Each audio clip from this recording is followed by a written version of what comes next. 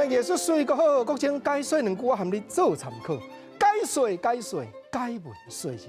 好朋友，咱国立成功大学的李兴昌教授，常在咧讲一款真理，讲台湾人用台湾话写的汉诗，咱嘛着爱当作台语文学来甲打扮。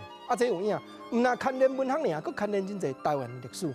今日咱来开讲，日本时代台湾文化协会内底理事蔡慧茹，为着要争取台湾议会会当成立，互台湾人家己选参议员，去予日本总督法院甲判3个月。伊要落脚的时阵，对清水经去到台中，众人拢来甲送，伊原来写一首词，这用台湾话来读的哦，你注意甲感赏一下。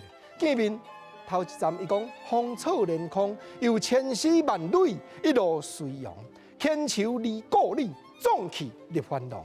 清水液万人丛，压迫至台中。老辈青年坐见爽，敢为无强。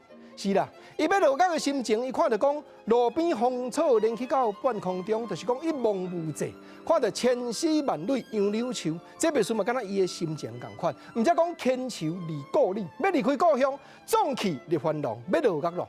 清水液万人丛，众人老辈青年人拢来甲送，爱心内体会啥款？第二站伊讲山高水远情重，彼民心渐省，痛苦何妨？上君。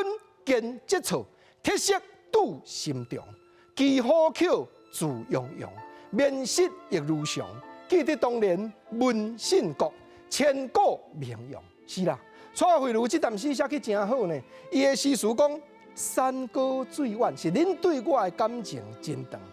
我虽然讲遭遇这款的不幸，但是上君见节操，青啊树也是讲竹啊。这冬天拢袂凋零啦，所以我这款志气坚定我的信心，铁石拄心中。当我要去关，我唔惊啦，我的心肝敢铁拍的啦，其好口自洋洋。要落脚呢，袂是讲送肉饲好呢，我共款面色亦如常，困眠食食我唔惊，拢真自在。